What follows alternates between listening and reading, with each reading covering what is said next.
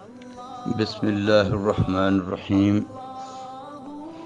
نحمده ونسلم علی رسولہ الکریم اما بعد فاعوذ باللہ من الشیطان الرجیم بسم اللہ الرحمن الرحیم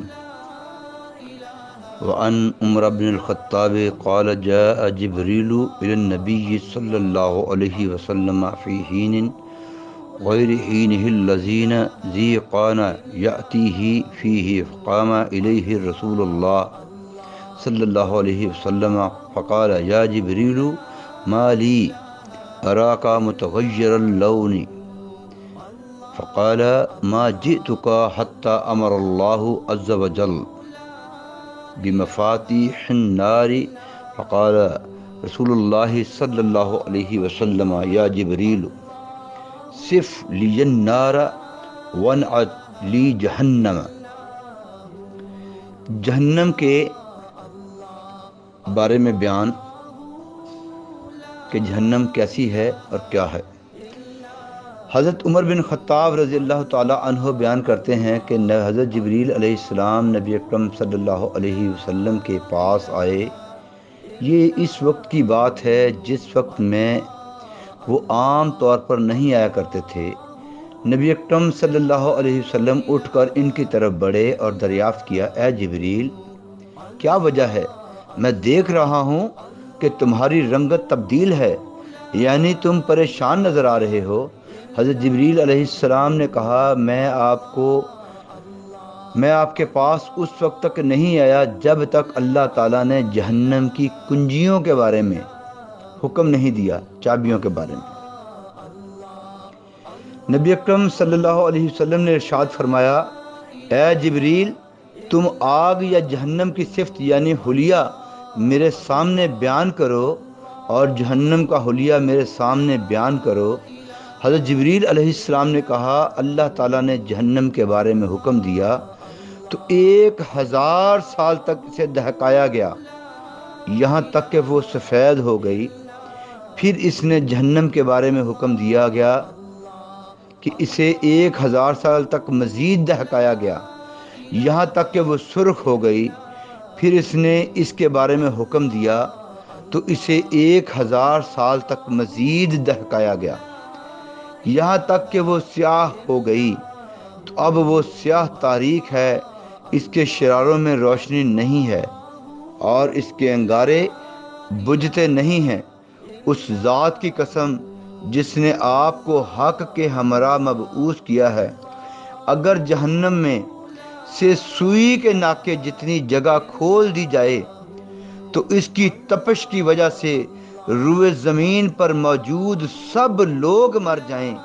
اس ذات کی قسم جس نے آپ کو حق کے ہمراہ مبعوث کیا ہے، جہنم کے کپڑوں میں سے کوئی ایک کپڑا اگر آسمان اور زمین کے درمیان لٹکا دیا جائے تو اس کی تپش کی وجہ سے روئے زمین پر موجود سب لوگ مر جائیں۔ اس ذات کی قسم جس نے آپ کو حق کے ہمراہ موت کیا ہے، اگر جہنم کے نگران فرشتوں میں سے کوئی ایک فرشتہ اہل دنیا کا سامنے ظاہر ہو جائے اور وہ لوگ اس کی طرف دیکھیں تو اس کے چہرے کی ہیبت ناکی اور اس کی بو کی تیزی کی وجہ سے روئے زمین پر موجود سب لوگ مر جائیں۔ اس ذات کی قسم جس نے آپ کو حق کے ہمراہ مبعوث کیا ہے، اگر اہل جہنم کی زنجیروں کی کوئی ایک کڑی جس کی صفت اللہ تعالیٰ نے اپنی کتاب میں بیان کی ہے، اگر اسے دنیا کے پہاڑوں پر رکھ دیا جائے تو وہ سب اپنی جگہ سے ہل جائیں اور کوئی جمع نہ رہے، یہاں تک کہ وہ سب سے نیچے والی زمین تک چلے جائیں۔ تو نبی اکرم صلی اللہ علیہ وسلم نے ارشاد فرمایا، اے جبرائیل میرے لیے اتنا کافی ہے، ایسا نہ ہو کہ میرا دل پھٹ جائے اور میں مر جاؤں، معاذ اللہ۔ راوی بیان کرتے ہیں کہ پھر نبی اکرم صلی اللہ تعالیٰ علیہ وسلم نے حضرت جبریل علیہ السلام کی طرف دیکھا جو رو رہے تھے، تو نبی اکرم صلی اللہ علیہ وسلم نے دریافت کیا، اے جبریل تم کیوں رو رہے ہو؟ جب کہ اللہ تعالیٰ کی بارگاہ میں تمہیں مخصوص مقام حاصل ہے۔ تو حضرت جبریل علیہ السلام نے کہا میں کیوں نہ روں، میں رونے کا زیادہ حقدار ہوں، کیونکہ ہو سکتا ہے کہ اللہ تعالیٰ کے علم میں میری حالت اس سے مختلف ہو جو اس وقت ہے۔ میں نہیں جانتا تھا کہ مجھے بھی اسی طرح کی آزمائش میں مبتلا کر دیا جائے گا جس طرح کی آزمائش میں ابلیس کو مبتلا کیا گیا، وہ بھی تو پہلے فرشتوں میں سے تھا۔ میں نہیں جانتا، ہو سکتا ہے کہ مجھے اسی طرح کی آزمائش میں مبتلا کر دیا جائے اس میں ہاروت اور ماروت کو مبتلا کیا گیا۔ راوی بیان کرتے ہیں کہ تو نبی اکرم صلی اللہ تعالی علیہ وآلہ وسلم بھی رونے لگے اور حضرت جبریل علیہ السلام بھی رونے لگے۔ یہ دونوں حضرات مسلسل روتے رہے، یہاں تک کہ پکار کر یہ کہا گیا اے جبریل اور محمد، بے شک اللہ تعالیٰ نے تم دونوں کو اس بات سے محفوظ رکھا ہے کہ تم دونوں اس کی نافرمانی کرو۔ پھر حضرت جبریل علیہ السلام اوپر چلے گئے اور نبی اکرم صلی اللہ علیہ وسلم گھر سے باہر تشریف لائے۔ آپ کا گزر انصار سے تعلق رکھنے والے کچھ لوگوں کے پاس سے ہوا جو ہنس رہے تھے اور کھیل کود کر رہے تھے۔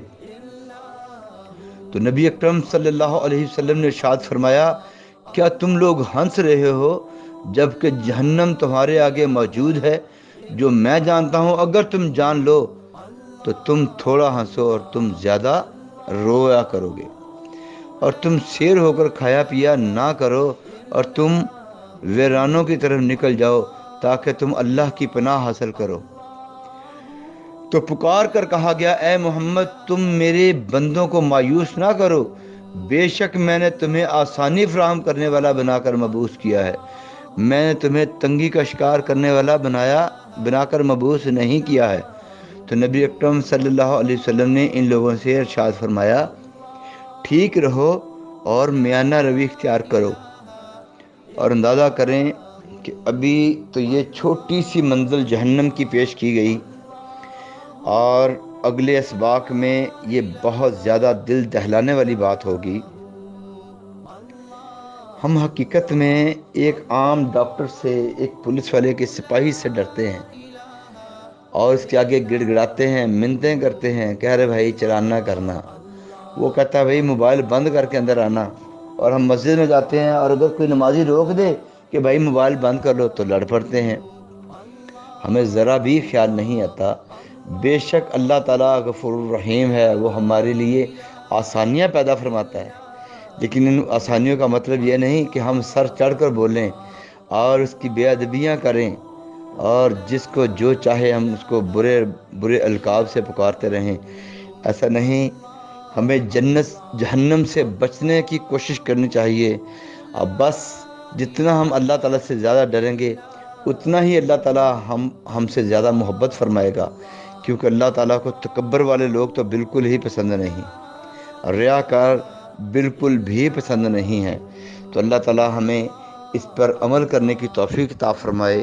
وآخر دعوانا ان الحمد للہ رب العالمین۔ السلام علیکم ورحمۃ اللہ وبرکاتہ۔